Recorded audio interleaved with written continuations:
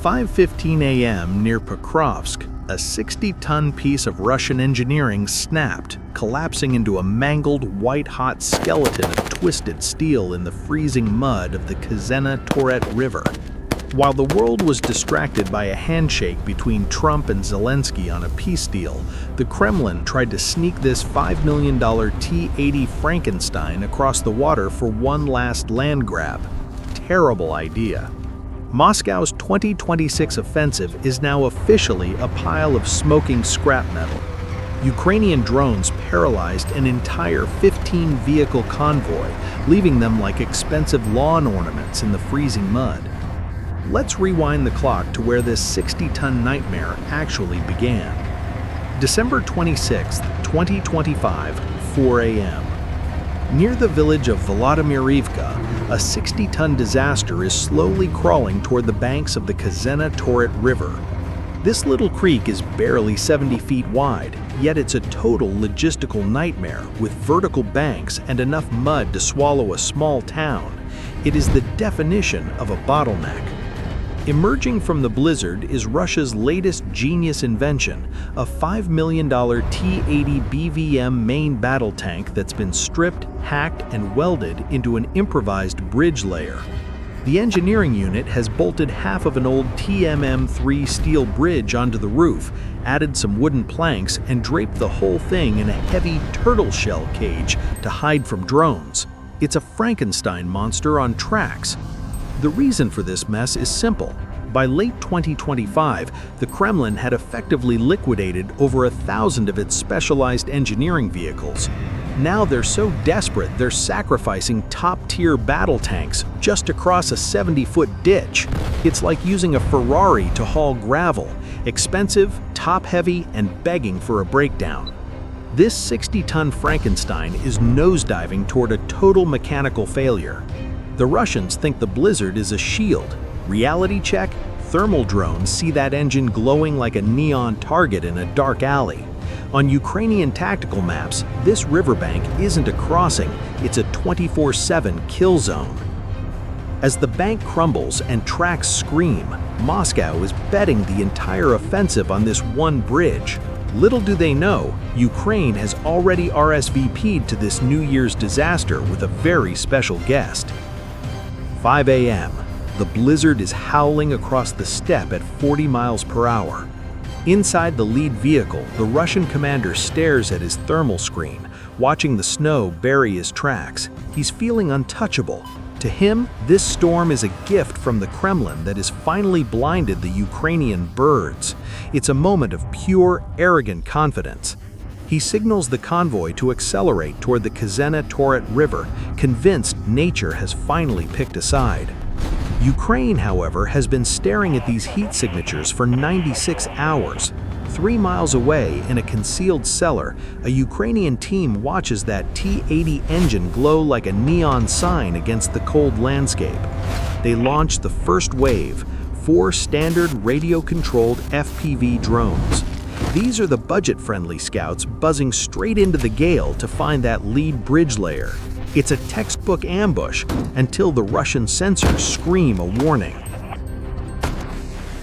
The Russian commander slams the on switch for his Pol 21 and R330ZH JITL jamming systems. This isn't just interference, it's an electronic sledgehammer. 1 second, the Ukrainian pilot is looking at a grainy road. The next, his screen is a shrieking mess of gray static. Imagine trying to finish a phone call while someone fires a jet engine 3 inches from your ear. That is what these drones just hit. Instantly, 3 of the 4 video feeds dissolve into gray nothingness. Those units weren't just lost, they were electronically lobotomized mid-air, falling into the snow as useless piles of plastic and lithium. Inside the Russian tank, the crew is literally cheering. They see the drones drop and think they've just won the lottery. "The sky is ours," they brag over the radio. Russia decides to double down, launching their own high-tech counter, fiber optic drones. Since they're tethered by a physical wire, these Russian snakes couldn't care less about the radio noise. They zip over the riverbank, providing the convoy with a crystal-clear 4K thermal view of the crossing. The 60-ton bridge layer begins its slow mechanical crawl. The steel structure starts extending over the muddy riverbanks, reaching 70% deployment. The Russian operating crew is already smelling the victory champagne, watching their bridge inch toward the opposite bank. Except that Ukraine was just clearing the stage for the main event. 5:05 a.m. Ukraine decides to test the Russian ego by throwing out the bait. They launch 6 trash decoys, dirt-cheap drones equipped with extra bright infrared emitters and loud radio signatures. These aren't meant to kill, they're meant to scream, "Look at me!" on every Russian sensor. The Russian trench teams take the bait hook, line, and sinker. Seeing the silhouettes flickering through the blizzard, the adrenaline-pumped defenders panic. They think they're under a massive swarm attack. Suddenly, the riverbank erupts. 12-gauge shotguns and AK-12s start barking into the snowy void with muzzle flashes and red tracers tearing through the whiteout. It looks like a chaotic light show, but for the Russians, it's a fatal mistake. Every pull of the trigger is like lighting a flare in a dark room. Their muzzle heat and body signatures are now glowing like neon signs on the Ukrainian thermal feeds. They're so busy playing batting practice with cheap plastic that they've completely forgotten to watch the ground. While the Russians are high-fiving over shooting down $500 worth of scrap, the real muscle enters the chat, a wave of wild hornets. These aren't your average hobby toys. The Wild Hornet is the heavyweight champion of the Ukrainian FPV fleet, built for high-speed intercepts and carrying a massive structural decommissioning package. While the defenders are aiming up at the decoys, 5 Hornets are screaming in at 100 miles per hour, hugging the frozen mud at less than 20 feet. They're slipping right under the Russian line of fire, using the noise of the shotguns to mask their own motor whine. The Russian commander only realizes the trap when he hears a different kind of scream, not from a drone, but from his own recovery team. 2 Wild Hornets punch right through the chaotic crossfire, threading the needle between the trees with surgical precision. They don't go for the bridge, they go for the life support. They slam directly into the fuel tanks of the MTLB recovery vehicles anchored at the river's edge. The result is a significant thermal event so violent it literally lifts the back of the armored vehicles off the ground. The blizzard is suddenly vaporized by a massive orange fireball, turning the snowy bank into a slaughterhouse of burning metal. The Russian support team is instantly neutralized, their equipment converted into a pile of charred scrap. Without those anchors, the 60-ton bridge tank is now dangerously isolated. It's a sitting duck. But the Russian commander, desperate and stubborn, orders the T-80 to keep pushing the bridge forward alone. But here's the kicker. Russia is still trying to fight back, and their next move is going to be the most desperate gamble of the night. 5:05 a.m. Ukraine decides to test the Russian ego by throwing out the bait. They launch 6 trash decoys, dirt-cheap drones equipped with extra bright infrared emitters and loud radio signatures. These aren't meant to kill, they're meant to scream, "Look at me," on every Russian sensor. The Russian trench teams take the bait, hook, line, and sinker. Seeing the silhouettes flickering through the blizzard, the adrenaline-pumped defenders panic. They think they're under a massive swarm attack. Suddenly, the riverbank erupts. 12-gauge shotguns and AK-12s start barking into the snowy void, with muzzle flashes and red tracers tearing through the whiteout. It looks like a chaotic light show, but for the Russians, it's a fatal mistake. Every pull of the trigger is like lighting a flare in a dark room.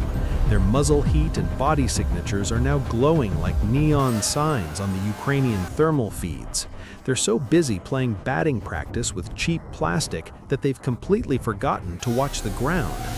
While the Russians are high-fiving over shooting down $500 worth of scrap, the real muscle enters the chat, a wave of Wild Hornets.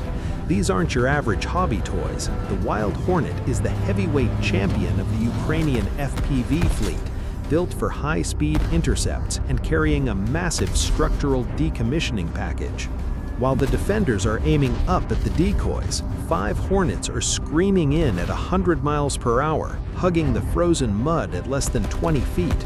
They're slipping right under the Russian line of fire, using the noise of the shotguns to mask their own motor whine. The Russian commander only realizes the trap when he hears a different kind of scream, not from a drone, but from his own recovery team. Two wild hornets punch right through the chaotic crossfire, threading the needle between the trees with surgical precision. They don't go for the bridge, they go for the life support. They slam directly into the fuel tanks of the MTLB recovery vehicles anchored at the river's edge.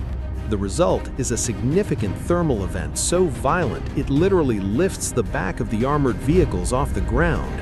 The blizzard is suddenly vaporized by a massive orange fireball, turning the snowy bank into a slaughterhouse of burning metal. The Russian support team is instantly neutralized, their equipment converted into a pile of charred scrap. Without those anchors, the 60-ton bridge tank is now dangerously isolated. It's a sitting duck. But the Russian commander, desperate and stubborn, orders the T-80 to keep pushing the bridge forward alone. But here's the kicker. Russia is still trying to fight back, and their next move is going to be the most desperate gamble of the night. 5:07 a.m. Another batch of 10 quadcopter drones has arrived. Moscow isn't ready to walk away from a $5 million bonfire just yet. The Russian commander is seeing red, watching his support vehicles melt into the snow, and he decides to go all in on electronic brutality. Not stopping there, 12-gauge shotguns and AK-12s start barking into the snowy void, creating a chaotic curtain of red tracers and buckshot. They aren't just jamming the birds, they're actively swatting them out of the sky. Ukraine tries to push through with more radio-controlled FPVs, but the combination is too much. Between the soul-crushing jamming and the literal rain of lead, 3 more wild hornets are shredded mid-air, their wreckage disappearing into the blizzard. The Russian infantry is cheering, seeing the drone debris fall. To them, this is a masterclass in defense. The turtle shell cage on the bridge is also earning its paycheck, deflecting previously launched fragments and keeping the core hydraulics from being structurally compromised. Behind this storm of fire, the Russian fiber optic snakes continue their work. Tethered by glass threads and totally immune to the chaos, these drones provide a stable high-definition guide for the bridge tank as it grinds through the mud. The massive hydraulic arms scream under the pressure, pushing the steel spans further and further, 70%, 80%, 90%. The lead section is now hovering just inches over the far bank. Inside the command unit, the Russian officer is feeling like a tactical genius. He's watching his men swat down Ukrainian drones while his bridge inches towards the finish line. He's already signaled the 15-vehicle armored convoy to start its engines.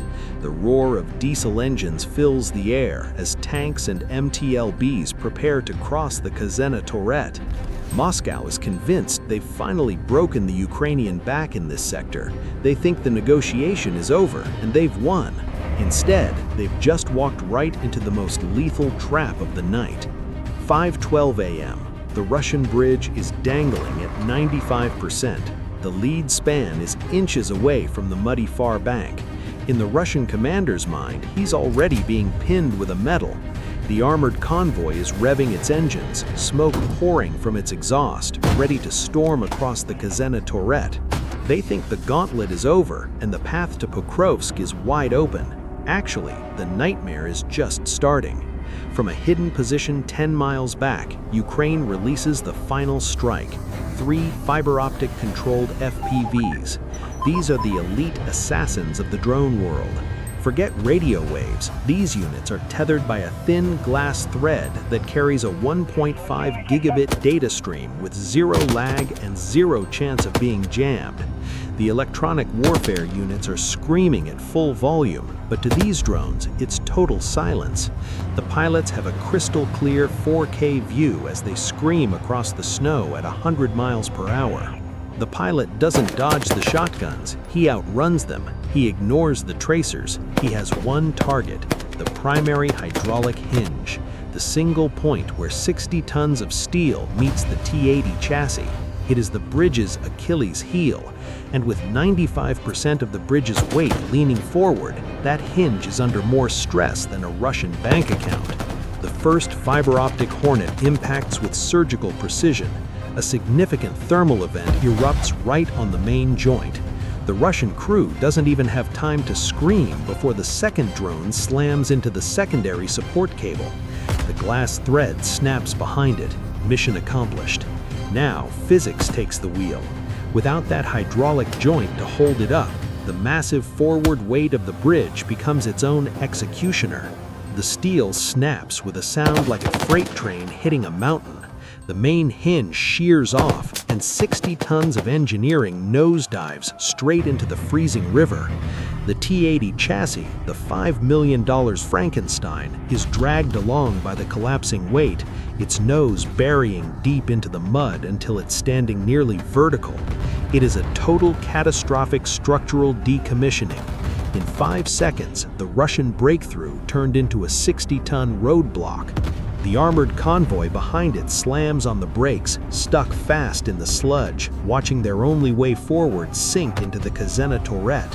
The Russian commander is staring at his empty screen, paralyzed by the sheer brutal efficiency of a very long extension cord. Ukraine didn't just break a bridge, they just ended an entire offensive. The aftermath of this 5-second disaster is a total logistical heart attack for the Kremlin. That $5 million T-80 bridge layer is now a permanent mangled underwater monument blocking the only viable crossing for miles. Behind it, the rest of the convoy, 15 MTLBs and recovery vehicles, have officially been downgraded to sitting ducks, stuck in the freezing sludge with nowhere to go. Ukraine didn't just walk away after the bridge fell, they called in the cleanup crew. Within minutes, tube artillery and cluster munitions began raining down on the paralyzed column. By the time the blizzard cleared, roughly 27 pieces of heavy equipment had undergone mass structural decommissioning in this sector alone. It's the kind of systematic dismantlement that turns a tactical crossing into a graveyard of Russian tax rubles. Let's look at the strategic scorecard. Losing this crossing point completely freezes the supply chain for the entire southern Pokrovsk front. Moscow spent all December trying to build momentum for a New Year's breakthrough, and now that momentum is like a freight train hitting a wall of wet cement. Every Russian unit across the river is now effectively on an island, waiting for supplies that will never arrive. This creates a brutal strategic dilemma for Moscow. To prevent another disaster, they'll have to pull precious electronic warfare units from the active front lines to protect their rear area logistics. They're being forced to weaken their own offense just to stop a drone controlled by a wire. Meanwhile, the footage of this 60-ton Frankenstein snapping like a twig is already going viral, exposing the reality of Russian improvisation as a desperate, expensive failure. The economics are even starker. Ukraine traded about $8,000 worth of modified fiber optic drones for over $7 million in destroyed armor and weeks of strategic paralysis. Not even the most aggressive hedge fund on Wall Street could dream of a 30,000% return on investment like that. So, what's the lesson for the day, folks? When you're so desperate that you have to weld scrap metal onto a $5 million tank just to cross a 70-foot ditch, maybe it's time to reevaluate your life choices. Ukraine just proved that a single well-placed extension cord is enough to bring an entire offensive to a screeching, muddy